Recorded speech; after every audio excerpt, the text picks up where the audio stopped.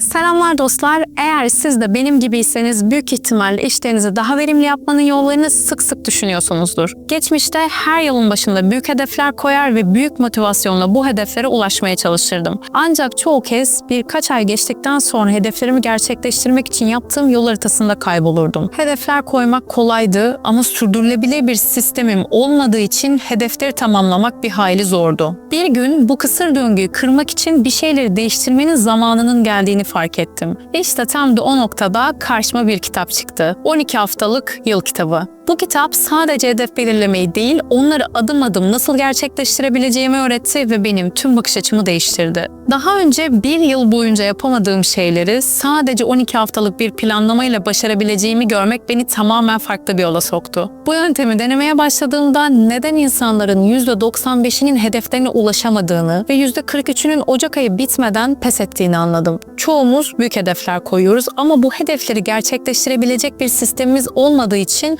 başarısız oluyoruz. Motivasyonumuzu kaybediyoruz, hedeflerimizi unutuyoruz ya da başka şeylere odaklanıyoruz. Peki bu döngüyü kıracaksın ve gerçekten sonuç getirecek bir yöntem olsa ne olurdu?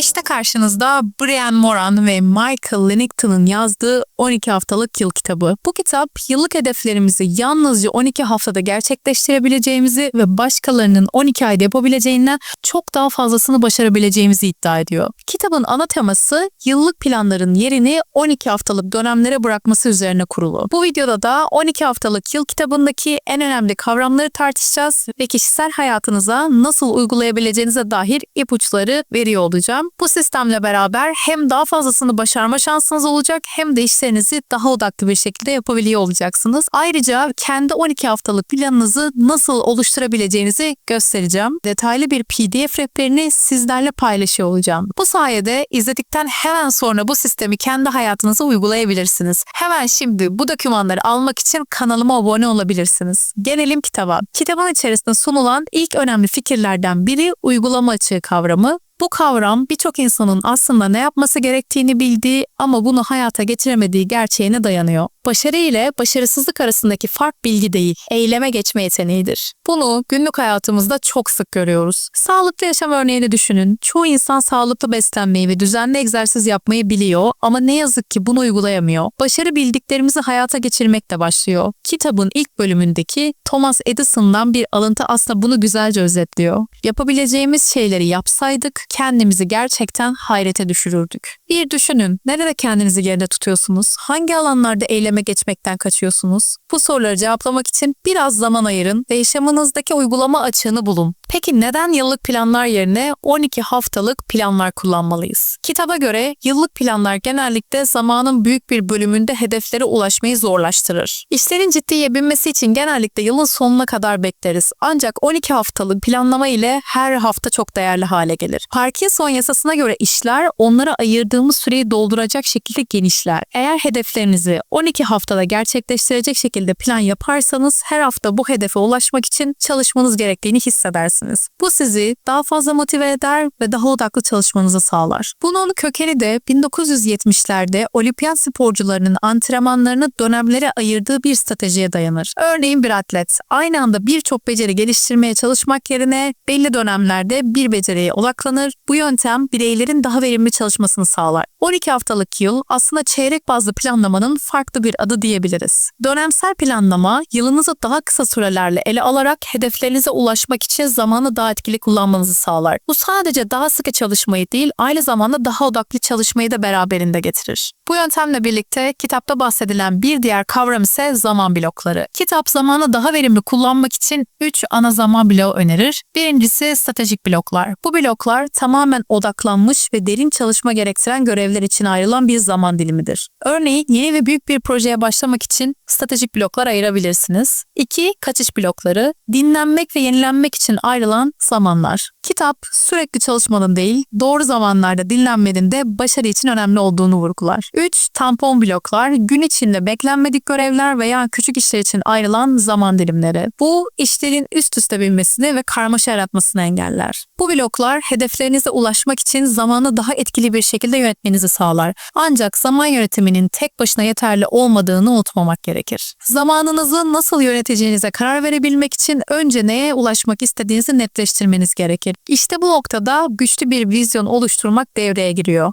Yeni hedefler belirlemek genellikle rahatlık alanımızdan çıkmamızı gerektirir ve bu da rahatsız edici olabilir. Moran ve Lennington bu rahatsızlığı aşmanın yolunun gelecek için güçlü bir vizyon oluşturmak olduğunu söyler. Eğer vizyonunuz sizi gerçekten heyecanlandırıyorsa rahatsızlıklarla başa çıkmak daha kolay olacaktır. Burada kendinize sorabileceğiniz güçlü bir soru var. Hangi alanda rahatsızlık duyduğunuz için harekete geçmekten kaçıyorsunuz? Bu soruya dürüstçe cevap verin. Bu sizi harekete geçirecek anahtar olabilir. Neden hedeflerimize ulaşamıyoruz? Kitaba ve kendi tecrübelerime göre bunun nedeni kendinize çok fazla esneklik tanımanız ve bu hedeflere nasıl ulaşacağınızı belirleyen eylem odaklı bir plana sahip olmamanız. Örneğin yeni yılda forma girmek gibi bir hedef koyabilirsiniz ancak o hedefe ulaştıracak günlük görevleriniz neler olacak bununla ilgili bir liste oluşturmazsınız. Videonun sonunda günlük hedefleri nasıl koyduğumu ve nasıl takip ettiğimi detaylı sizlere gösteriyor olacağım. Bu kısmı sakın kaçırmayın. Genellikle hedefler belirlenirken sadece kulağa hoş gelen hedefler belirlenir ama nasıl yapılacağıyla ilgili adımlar atlanır. İşte bu yüzden neredeyse kimse hedeflerine ulaşamaz. Peki bir gün aksatırsanız ne olur? Ya da bir hafta aksatırsanız ne olur? Hedeflerinize ulaşamadığınızda sizi sorumlu tutan bir sistem yoksa bu durum bir döngü haline gelir. Gelin beraber önce hedef belirlemeyi sonra da bunu nasıl uygulayacağımıza bakalım. Hedeflerinizi belirlerken sizi gerçekten heyecanlandıracak ve motive edecek bir vizyon oluşturmanız çok önemli. Çoğu zaman hayallerimizi gerçekleştirmek için yeterince büyük düşünmekten kaçıyoruz ve bu da ilerlememizi engelliyor. Ancak bu yöntem çekinmeden en cesur ve çılgınca hayallerinize odaklanmanızı öneriyor. Kendinize şu soruyu sorun. Eğer hiçbir sınırım olmasaydı nasıl bir hayatım olurdu? Lütfen hayal ederken korkmayın. Bu vizyon sizi harekete geçirecek en büyük güç olacak. Böyle bir vizyon oluşturmak için hayatınızın her alanını gözden geçirin. Örneğin ruhsal gelişiminiz, ilişkileriniz, aileniz, kariyeriniz, maddi durumunuz neyi değiştirmek ya da geliştirmek istersiniz? Hayalleriniz ne kadar büyük olursa sizi harekete geçiren motivasyon da o kadar güçlü olur. Hedefinize ulaşamadığınızda yaşayacağınız hayal kırıklığını düşünmek bile sizi ileriye taşımak için bir itici güç olabilir. Bu hayali somutlaştırmaların en etkili yolu da onu yazıya dökmektir. Yazmak hedefinizi hem daha gerçek hem de daha ulaşılabilir hale getirir. Her gün bu yazıya bakmak sizi motive eder ve hedeflerinize bağlı kalmanızı sağlar. Kendinize dürüst olun ve gerçekten nasıl bir hayat istediğinizi düşünün. Tüm bu süreç vizyonunuzu geliştirmenize size yardımcı olacak. Fakat güçlü bir vizyon tek başına yeterli değil. Bu vizyonu hayata geçirmek için somut adımlar atmanız ve bu adımları düzenli olarak ölçmeniz gerekir. İşte tam bu noktada süreci takip etmek ve ilerlemenizi değerlendirmek devreye giriyor. Başarıyı değerlendirmenin sadece sonuca bakmakla değil, süreci takip etmekle de ilgili olduğunu biliyor muydunuz? Kitap bu konuda iki farklı ölçüm yöntemi sunuyor. Birincisi öncü göstergeler ve ikincisi gecikmeli göstergeler. Gecikmeli göstergeler genelde işin sonunda değerlendirilir. Örneğin bu ay kaç kilo verdi bir sonuca odaklanılır. Öncü göstergelerde ise sonuca ulaşmadan önce yaptığınız eylemleri takip eder. Örneğin bu hafta kaç kez spor yaptım gibi sizi hedefe yaklaştıran adımları gösterir. Hedeflerinize ulaşmak istiyorsanız yalnızca sonuca değil, süreci oluşturan bu küçük adımlara da odaklanmalısınız. Süreci düzenli olarak takip ettiğinizde hedefe doğru ilerlediğinizi çok daha net bir şekilde görebilirsiniz. Şimdi bu süreç takibini nasıl yapabileceğinizi göstermek için size kendi kullandığım yöntemi anlatmak istiyorum. Hedefime ulaşmak için öncü göstergeleri takip etmek adına Notion üzerinden oluşturduğum sistemi kullanıyorum. Bu sistemde her adımı düzenli olarak nasıl takip ettiğimi ve bunu nasıl uygulayabileceğinizi hadi gelin beraber bakalım. Evet, 12 haftalık yıl planını ben Notion üzerinden tutuyorum. Burada öncelikli olarak kendime belli başlıklarla, yani bu sağlık olabilir, ilişki olabilir, ne öğrenmek istiyorum bu olabilir ya da kişisel başka koyduğum hedefler varsa bunlarla ilgili o ana başlıkların altına alt hedefler belirliyorum. Örneğin YouTube'da 10.000 aboneye ulaşmak, 5 kilo vermek, 30 dakika koşabilmek, İngilizce pratiği yapabilmek, her gün şu kadar sayfa kitap okuyabilmek gibi alt hedefler koyuyorum. Sonra da bu hedeflere ulaşabilmek için, yani YouTube'da 10.000 aboneye ulaşabilmek için benim hafta içerisinde hangi görevlere, hangi işleri yapmam gerekiyor ki ben 10.000 aboneye ulaşabileyim, her hafta içerisinde bunları belirliyorum ve bunu haftada kaç kez yapmam gerekiyor detaylı olarak bunları belirledikten sonra düzenli olarak buradaki görev çizelgemi her hafta takip ediyorum ve her yaptığım göreve tik atarak haftadan kaç görevi ne kadar tamamladığımı ve 12 haftanın sonunda da burada gördüğünüz gibi haftalık kısımda da 12 haftalık sonunda da ne kadarını bitirdiğimi net bir şekilde gözlemlemiş oluyorum. Sizin de kendi koyduğunuz hedeflerinizi öncelikli olarak buraya yazabilmeniz ve daha sonra bu hedefe ulaşabilmek için 10.000 aboneye ulaşabilmek için neler yapmam gerekiyor? İşte her gün kısa video paylaşmam gerekiyor, çekim yapmam gerekiyor,